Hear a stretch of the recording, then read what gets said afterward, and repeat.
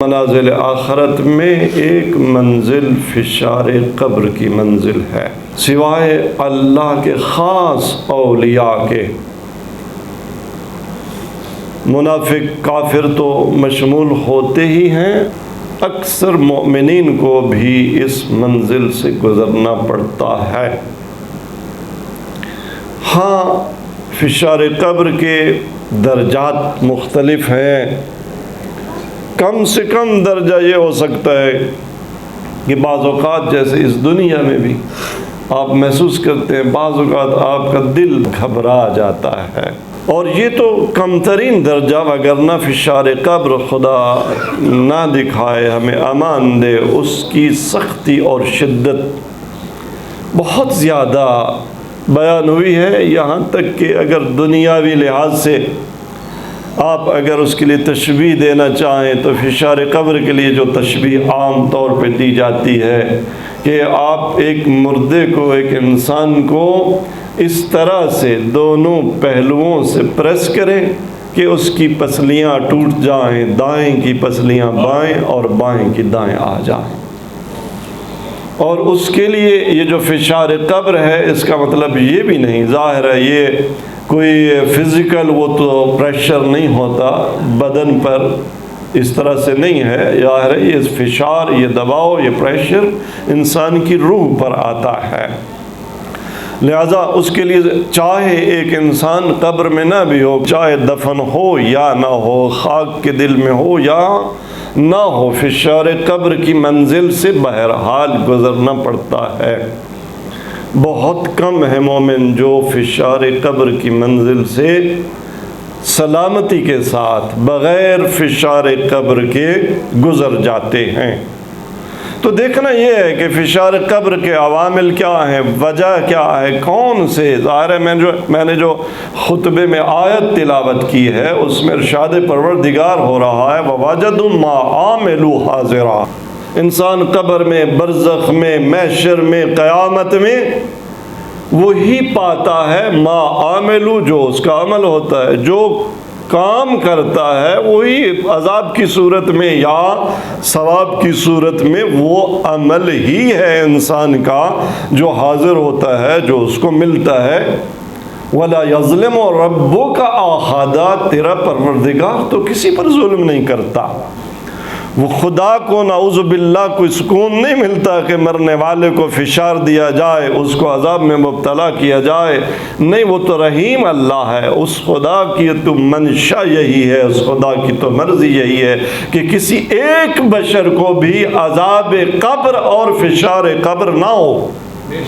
اس کا مطلب یہ ہوا کہ ہم خود اپنے لیے فشار قبر آمادہ کرتے ہیں، یہ ہمارے اعمال ہیں جو فشار قبر کی صورت میں حاضر ہوتے ہیں۔ تو دیکھنا یہ ہے کہ وہ کیا اعمال ہیں جو کل فشار قبر کی صورت میں مجھے مبتلا کر دیں گے، مجھے سختی میں مبتلا کریں گے، وہ اعمال کیا ہیں۔ تو عزیزان گرامی، فشار قبر کے جو عوامل علماء نے بیان کیے ہیں اس میں سب سے پہلا عامل غیبت مومن ہے، مومن کی بدگوئی کرنا، مومن کی غیبت کرنا۔ بعض اوقات معاشرے میں دیکھتے ہیں کہ جی کہنے والا کہہ رہا ہوتا ہے کہ جی نہیں واقعاً اس میں یہ جو ہے نا عیب پایا جاتا ہے، بے غیبت ہوتی ہی وہی ہے کہ جو عیب پایا جاتا ہو اس کو فاش کیا جائے، اگر عیب نہ پایا جاتا ہو اور نسبت دی جائے وہ تو تہمت ہے، وہ اور کیٹیگری ہے، وہ غیبت نہیں ہے۔ غیبت یہی ہے کہ ایک مومن میں ایک نقص پایا جاتا ہے اور آپ اس کا راز فاش کریں، یہی غیبت ہے۔ یہ نہ کہا کریں کہ نہیں جی واقعاً اس میں یہ عیب پایا جاتا ہے، نہیں، خداوند تبارک تعالیٰ ستار العیوب ہے، خدا کو محبوب ہے کہ جیسے میں ستار العیوب ہوں، جیسے میں لوگوں کے گناہوں پر، رازوں پر، ان کے بدعمالیوں پر اپنی ستاریت کا پردہ ڈالتا ہوں، میرے بندے بھی مومنوں کے عیوب پر ستاریت کا پردہ ڈالیں۔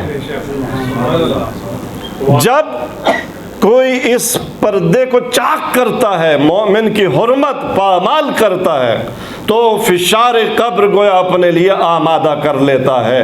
فشار قبر کا پہلا موجب اور عامل وہ مومن کی غیبت ہے۔ فشار قبر کا دوسرا موجب عامل، دوسرا فیکٹر کیا ہے؟ وہ اہل خانہ اور اہلیہ سے بد خلقی ہے، بد مزاجی ہے، بد زبانی ہے۔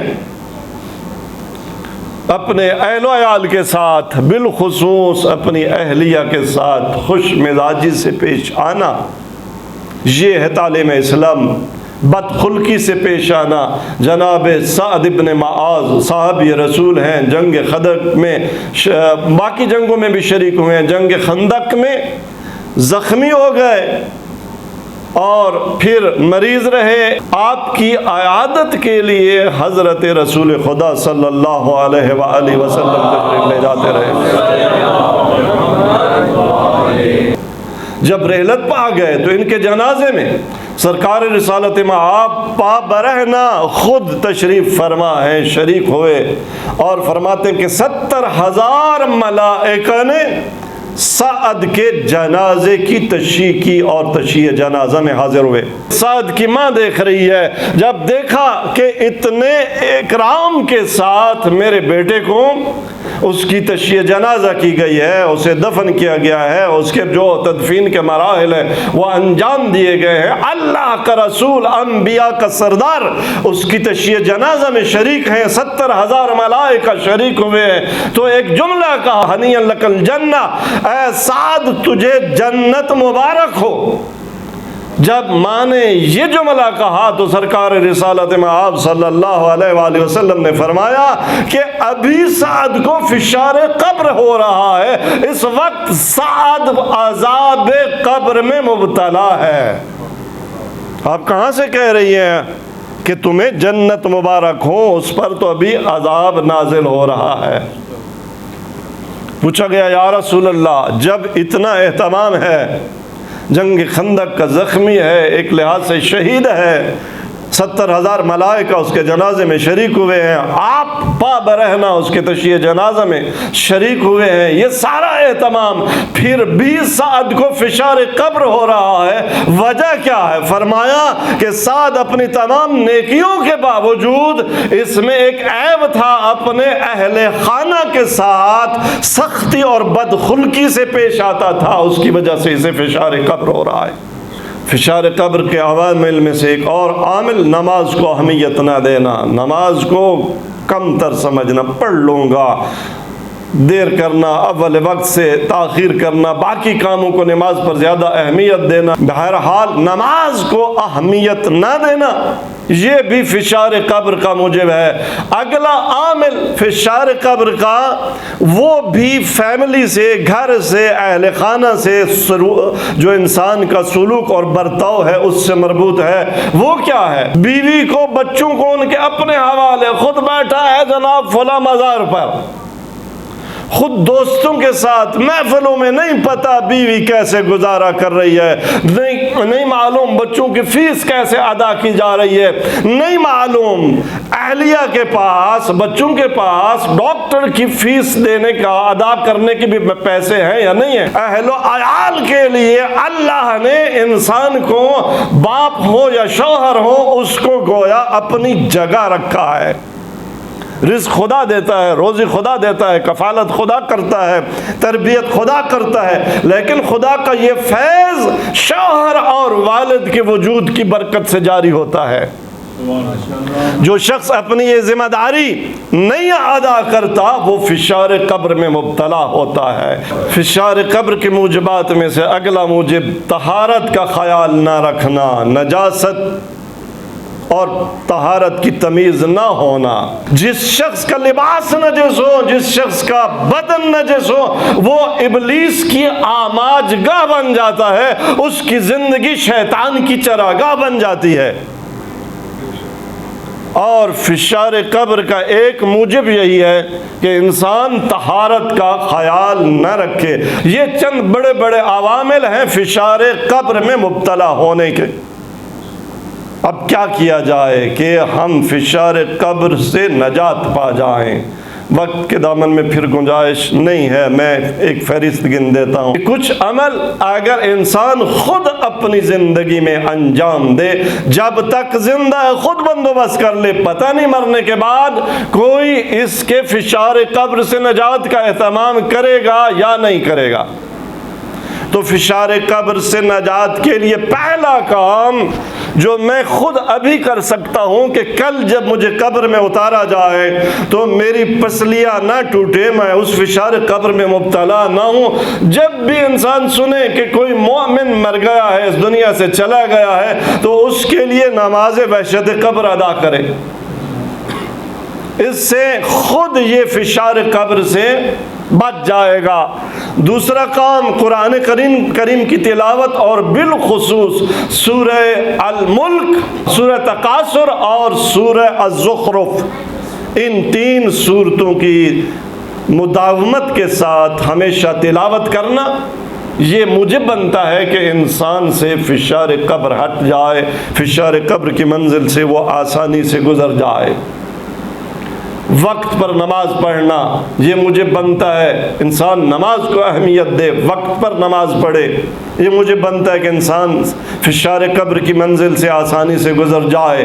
اور ایک اور عمل جو گارنٹی دے دیتا ہے کہ اگر وہ عمل انجام دیا تو عمل انجام دینے والے مومن کو قطعاً فشار قبر نہیں ہوگا، وہ اس سخت منزل سے امن و امان کے ساتھ گزر جائے گا، وہ مظلوم کربلا سید الشہداء کی زیارت ہے۔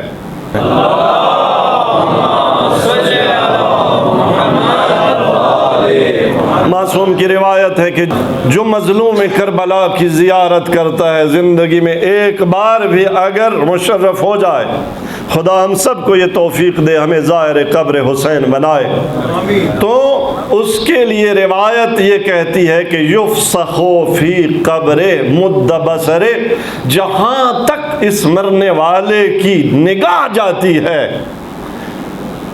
جہاں تک انسان کی نظر کام کرتی ہے، اس کی قبر، جب یہ قبر میں اتارا جاتا ہے تو وہ قبر نہیں رہتی، قبر اتنی وسیع کر دی جاتی ہے جہاں تک اس کی نظر جاتی ہے، ہر طرف سے قبر نہیں ہے، وہ ایک کھلی فضا ہے، اتنی کھلی فضا کہ جہاں تک انسان کی نظر جاتی ہے۔ وَيُؤَمِّنُهُ اللَّهُ، معصوم فرماتے ہیں جس نے مظلوم کربلا کی زیارت کی اسے اللہ فشار قبر اور سؤال منکر و نکیر سے امان عطا کر دیتا ہے۔ جب جنگ صفین میں ابو ایوب آور ملعون نے پانی پر قبضہ کر لیا اور سپاہ امیر المومنین علی بن ابی طالب علیہ السلام کا پانی بند کر دیا، تو مظلوم کربلا سید الشہداء بھی جنگ صفین میں بابا کے ساتھ آئے، بابا کی خدمت میں، امضی الی یا اباتا، بابا اجازت ہے میں ابو ایوب سے پانی کا قبضہ چھینوں؟ حضرت امیر المومنین علی بن ابی طالب علیہ السلام نے فرمایا امضی یا ولدی، ہاں میرے لال جاؤ۔ امام حسین علیہ السلام نے حملہ کیا، ابو ایوب سے پانی پر قبضہ چھڑایا اور پانی کو آزاد کر دیا۔ لشکر شام آئے، وہ بھی پانی پیے، لشکر امیر المومنین ہو وہ بھی پانی پی سکتا ہے۔ جب یہ خبر امیر المومنین علی بن ابی طالب علیہ السلام کو دی گئی کہ یا علی مبارک ہو، حسین نے پانی پر قبضہ کر لیا ہے، امیر المومنین نے رونا شروع کر دیا۔ جب دیکھنے والے نے دیکھا، کہا یا علی ہم تو خوشی کی خبر لائے، پانی پر قبضہ حسین نے کر لیا، آپ رو رہے ہیں۔ آپ نے فرمایا صحیح یا قوم ولیکن سیقتل عطشانا، ٹھیک ہے اے لوگو، حسین نے پانی پر قبضہ کر لیا ہے، میں اس بات پر نہیں رو رہا، اس بات پر رہا ہوں کہ ایک دن ایسا آئے گا یہ میرا لال نہر فرات کے کنارے پیاسا مارا جائے گا۔